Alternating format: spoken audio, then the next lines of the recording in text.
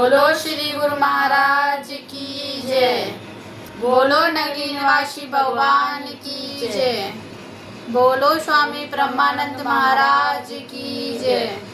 शुभ संस्कारी मनुष्य के 3 जन्म होते हैं।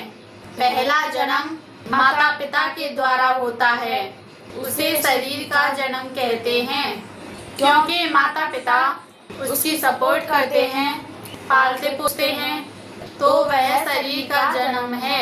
तथा दूसरा जन्म तब होता है जब गुरु महाराज से गुरु दीक्षा लेते हैं, तो दूसरा जन्म माना जाता है और यह सावित्री कहलाता है। सावित्री का मतलब है कि उसकी साधु व्रति हो जाती है, यानी कागा से हंस बन जाता है। जिस दिन से गुरु दीक्षा मिल जाती है, गुरु का शब्द मिल जाता है, या इसे गुरु ज्ञान कहें या गुरु शब्द कहें, तो फिर यह जीव भक्ति करने में लग जाता है। जब माता पिता के द्वारा जन्म हुआ था तो शरीर का हुआ था, गुरु से गुरु दीक्षा ली तो जन्म आत्मा का हुआ, आत्मा का कल्याण करने के लिए, क्योंकि जो शरीर माता पिता के द्वारा जन्म मिला था, उस शरीर का तो नाश होना है। और गुरु ने गुरु दीक्षा देते समय जो परमात्मा का शब्द दिया है, वह साथ जाने वाला है, उसका कभी नाश नहीं होता।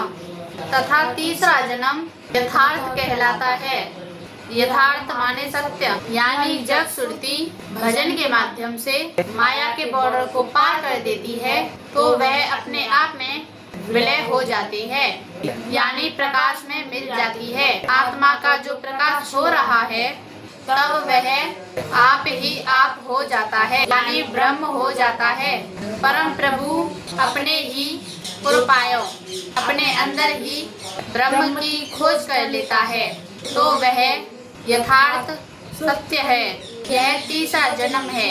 एक उदाहरण है, ससुर हमारे 80 साल के, सास हमारी बारी, पति हमारे झूले पालना, हमें झुलावन हारे। ससुर का मतलब है शरीर और सास का मतलब है सुरती। जो सुरती बिना नाम के भटक रही थी, गुरु का नाम मिलने पर या शब्द मिलने पर वह परमात्मा के ध्यान में लग गई। पति का मतलब है जो सुरती के द्वारा जो आनंद हो रहा है, जो शब्द सुरती में खेल रहा है, झूल रहा है, यानी भक्ति के द्वारा, वह पति है। जैसे कृष्ण के साथ राधा झूल रही है, ऐसे ही सुरती के साथ शब्द झूल रहा है। कहा है शब्द है राम, तुरंत है सीता, घट खोजा जिन जाना है, बिना धरण के बसे अयोध्या, द्रव्य दृष्टि से जाना है, यानी यह शरीर ही अयोध्या है और जो गुरु का शब्द है वह राम है।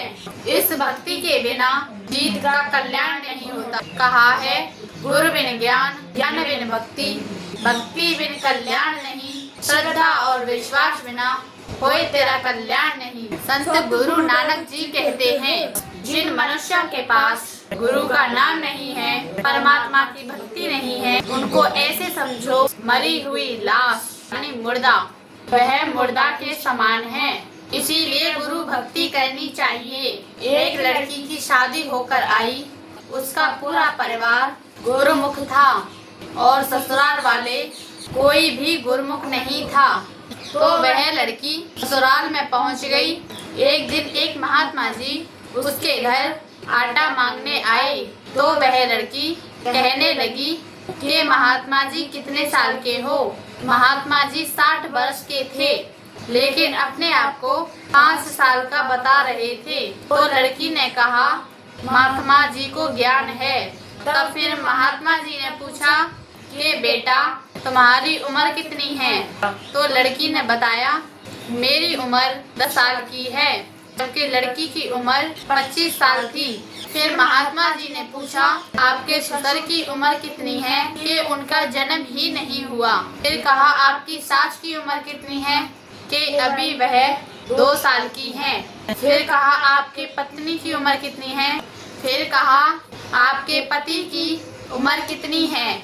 तो लड़की ने जवाब दिया, अभी 6 महीने के हैं। और लड़की के ससुर ने लड़की के घर फोन किया, यह लड़की पागल हो गई है, अपने आप को 10 साल का बता रही है, महात्मा जी को 5 साल का बता रही है, यह लड़की पागल हो गई है, उसे घर ले जाओ। जब वहाँ से लोग आए और पंचायत हुई तो पूछा गया, ऐसे क्यों बोलती हो?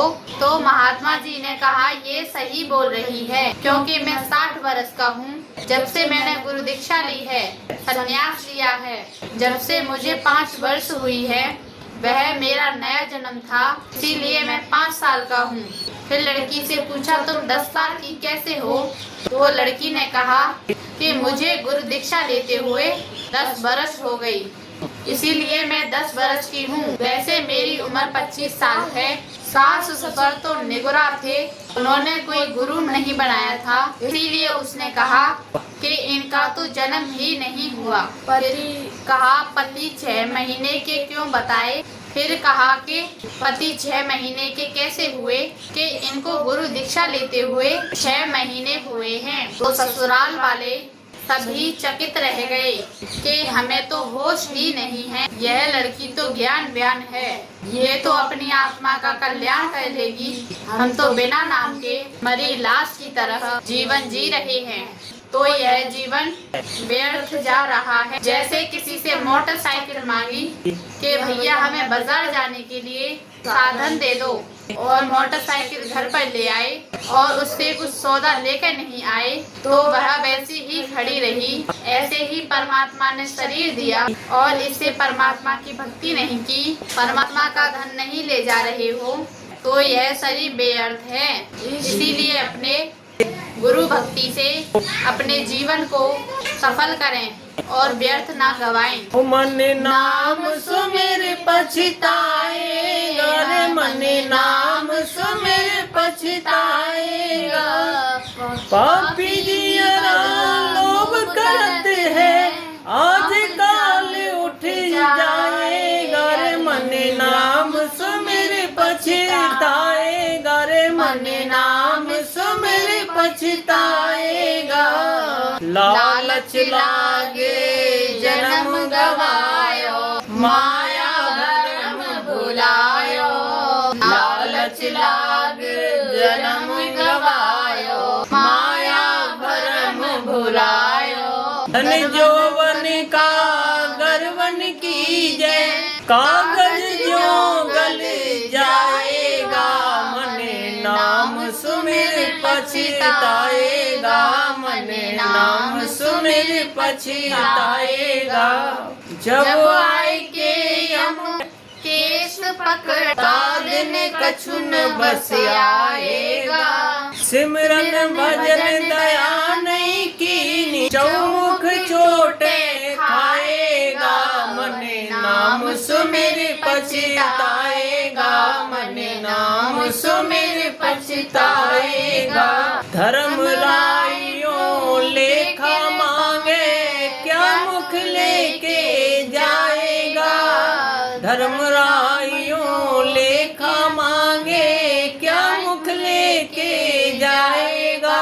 कहत कबीर सुनो भाई साधो, साधु संगत तर जाएगा, मन नाम सुमिर पछताएगा, मन नाम सुमिर पछताएगा। नाम जप ले गुरु का नाम जप ले, नाम जप ले गुरु का नाम जप ले, 84 तेरी कट जाएगी, नाम जप ले, नाम जप ले गुरु का नाम जप ले, 84 तेरी कट जाएगी, नाम जप ले।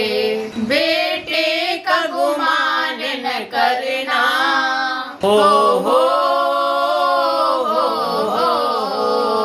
बेटे का गुमान न करना, बेटे को बहू ले जाएगी, नाम जप ले, नाम जप ले गुरु का नाम जप ले, 84 तेरी कट जाएगी, नाम जप ले। बेटी का गुमान न करना, हो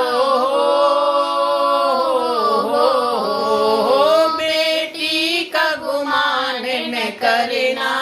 जमाई राजा ले जाएंगे नाम जप ले, नाम जप ले गुरु का नाम जप ले, 84 तेरी कट जाएगी नाम जप ले, नाम जप ले गुरु का नाम जप ले, 84 तेरी कट जाएगी नाम जप ले।